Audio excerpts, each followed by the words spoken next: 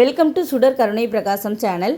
வாங்க இன்றைக்கி best lunch recipe combo தான் பார்க்க போகிறோம். இந்த அரைக்கீரை சாம்பாரும் சேப்பங்கிழங்கு ரோஸ்ட்டும் தான் இன்றைக்கி பார்க்க போகிறோம். ரொம்ப சிம்பிளாக, அதே சமயம் டேஸ்ட் வைஸ் ரொம்ப பக்காவாக இருக்கிற மாதிரி, உங்களுக்கு சுலபமாக இருக்க மாதிரி சொல்லி கொடுக்க போகிறேன்.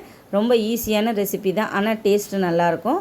வாங்க அது எப்படி செய்யலான்னு பார்க்கலாம். இதுக்கு ஃபஸ்ட்டு வந்து நம்ம சாம்பார் வச்சிடலாம். அரைக்கீரை சாம்பார், இதுவும் ரொம்ப சுலபமாக வைக்கக்கூடிய ஒரு சாம்பார் ரெசிபி தான். இதுக்கு அடுப்பில் சட்டியை வச்சுட்டு ஒரு 2 டேபிள் ஸ்பூன் கடலெண்ணெய் ஊற்றிருக்கேன். கடுகு அரை டீஸ்பூன், ஜீரகம் அரை டீஸ்பூன் ரெண்டும் போட்டு தாளிச்சுக்கோங்க. அது ரெண்டும் நல்லா பொரிஞ்சு வந்ததுக்கப்புறம் சின்ன வெங்காயம் பொடி பொடியாக பாதி, அப்புறம் 2 ஒன்றா பாதி கட் பண்ணி சேர்த்துருக்கேன். ஏன் நான் அந்த 2 விதமாக சேர்த்துருக்கேன்னா, நம்ம அந்த சின்ன வெங்காயம் வந்து கொஞ்சம் முழுசாக சாம்பாரில் கிடக்கிறப்ப நல்லாயிருக்கும். அதே சமயம் இந்த சாம்பாருக்கு கொஞ்சம் பொடியாக நறுக்கி போட்டால் தான் அந்த வாசம் எடுத்து கொடுக்கும். தாளிப்பு ரொம்ப முக்கியம் இந்த சாம்பாருக்கு, இந்த கீரை சாம்பாருக்கு. அதுவும் அரைக்கீரை ரொம்பவே நல்லது உடம்புக்கு, நார்ச்சத்து மிகுந்தது. இப்போ கல்லுப்பை நல்லா பொடிச்சிட்டு சேர்க்குறேன், அப்போ வந்து சீக்கிரமாக வதங்கும்.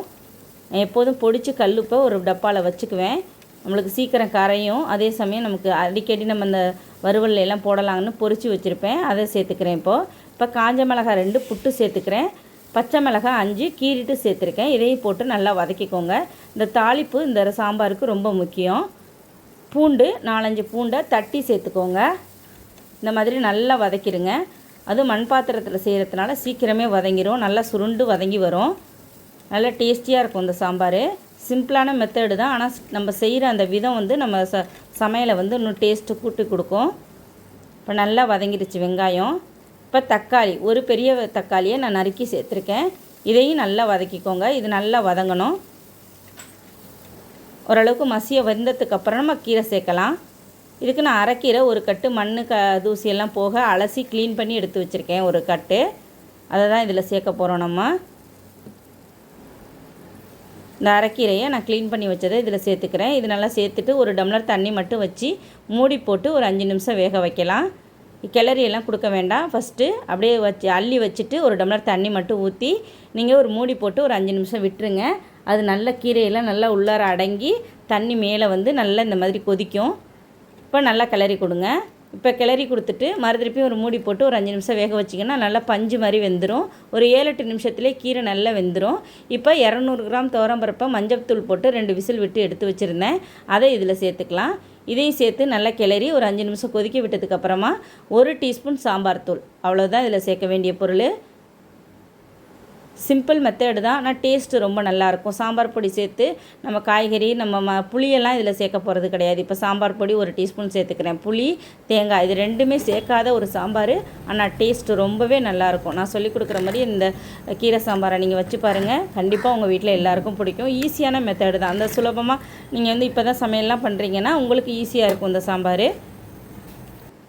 இப்போ சேப்பங்கிழங்கு ரோஸ்ட் பண்ணிக்கலாம். நம்ம இந்த சேப்பங்கிழங்கு உடம்புக்கு ரொம்பவே நல்லது. சில பேருக்கு சேனக்கிழங்கு, சேப்பங்கிழங்கு, கருணக்கிழங்குக்கு வித்தியாசம் தெரியலை. இது வந்து ஐஸ்கிரீம் மாதிரி இருக்கும், நமக்கு அப்படியே கையில் எடுத்தோம்னா வழுவழுன்னு இருக்கும்.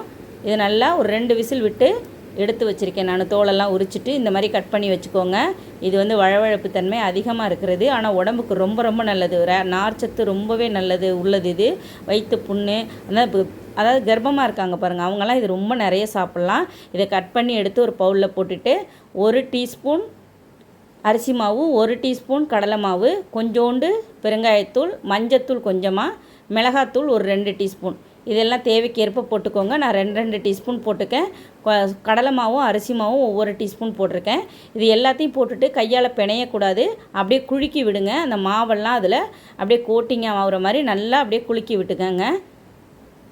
இந்த மாதிரி எல்லாம் மாவெல்லாம் அதில் ஒட்டிக்கணும். தண்ணி கிண்ணி எதுவுமே சேர்க்கக்கூடாது. மேலே இப்போ டேபிள் சால்ட்டு 1 டீஸ்பூன் போட்டுக்கோங்க. போட்டு நல்லா குலுக்கி விட்டுருங்க. இந்த மாதிரி கையால் பிணைஞ்சிக்கன்னா அப்படியே ஒட்டிக்கும், நமக்கு வறுவல் வந்து பர்ஃபெக்டாக வராது. இந்த சேப்பங்கிழங்கு ரோஸ்ட்டு ரொம்ப டேஸ்டியாக இருக்கும். நம்ம உருளைக்கிழங்கு வறுவலெல்லாம் விட அதிக நல்லதும் கூட உடம்புக்கு.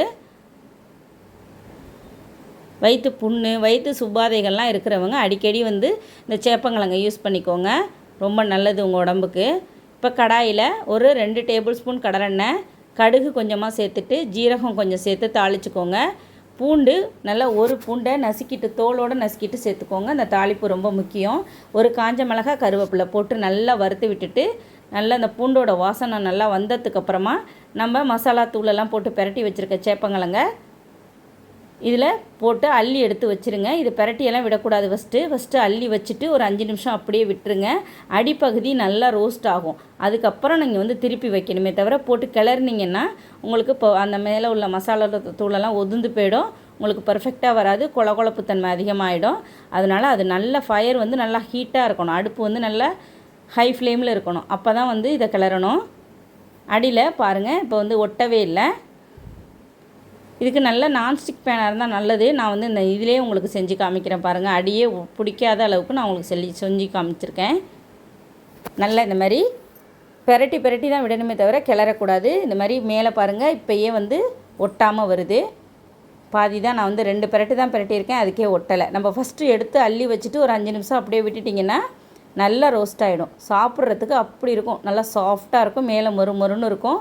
சும்மாவே சாப்பிட்றலாம். நம்ம வறுத்து அள்ளி வச்சோன்னா சாப்பிட்றப்ப நமக்கு தொட்டுக்கே இருக்காது. போகிறப்போ ஒன்று வர்றப்போ ஒன்று அள்ளி சாப்பிட்றலாம். அந்தளவுக்கு டேஸ்டியாக இருக்கும் இந்த சேப்பங்கிழங்கு. உடம்புக்கு ரொம்ப நல்லது இந்த சேப்பங்கிழங்கு. மூளை சூடு இருக்கிறவங்க, இல்லை உங்களுக்கு வந்து இந்த வயிறு சம்மந்தப்பட்ட பிரச்சனை இருக்கிறவங்கலாம் அடிக்கடி வந்து இந்த சேப்பங்கிழங்கு சேர்த்துக்குங்க. பாத வெடிப்பு, சேத்து புண்ணு இதுக்கெல்லாம் ரொம்ப நல்லது இந்த சேப்பங்கிழங்கு. ரொம்ப டேஸ்டியாக செஞ்சு முடிச்சாச்சு. நல்லா அடுப்பில் சிம்லேயே போட்டுட்டிங்கன்னா நல்லா ரோஸ்ட் ஆகிடும், மொறுன்னு ஆகிடும். உள்ளார சாஃப்டாக மேலே கிறிஸ்பியாக இருந்தால் யோஜனை பண்ணி பாருங்கள், ரொம்ப டேஸ்டியாக இருக்கும். அதுவும் இந்த கீரை சாம்பாருக்கும் இந்த சேப்பங்கிழங்கு ரோஸ்ட்டுக்கும் சூப்பராக சாப்பிட்லாம். சாதத்தை சுட வடிச்சிட்டு கீரை சாம்பாரை ஊற்றி இந்த சேப்பங்கிழங்கு ரசத்தை வச்சுட்டு பொரியலை வச்சுட்டு நீங்கள் வறுவலை வச்சுட்டு சாப்பிட்டிங்கன்னா ரொம்ப நல்லாயிருக்கும். சிம்பிளான மெத்தடில் நான் இன்றைக்கி உங்களுக்கு சொல்லி காமிச்சிருக்கேன். சூப்பராக இருக்கும் இந்த சேப்பங்கிழங்கு. நீங்கள் ட்ரை பண்ணி பாருங்கள். நான் சொல்லி கொடுத்த முறையில் செஞ்சு பாருங்கள். இதே மாதிரி பர்ஃபெக்டான சேப்பங்கிழங்கு வறுவல் நீங்களும் செய்யலாம். சிம்பிள் சாம்பார் ரெசிபியும் சேப்பங்கிழங்கு ரோஸ்ட்டும் ரொம்ப உங்களுக்கு யூஸ்ஃபுல்லான ஒரு ரெசிபியை இன்றைக்கி நான் சொல்லி கொடுத்துருக்கேன். உங்களுக்கு பிடிக்கும்னு நினைக்கிறேன். பிடிச்சிருந்தா சுடர் கருணை பிரகாசம் சேனலுக்கு மறக்காமல் சப்ஸ்கிரைப் பண்ணுங்கள், லைக் பண்ணுங்கள், ஷேர் பண்ணுங்கள், கமெண்ட் பண்ணுங்கள். எப்போதும் போல் சப்போர்ட் கொடுத்துட்டே இருங்க. நன்றி, வணக்கம்.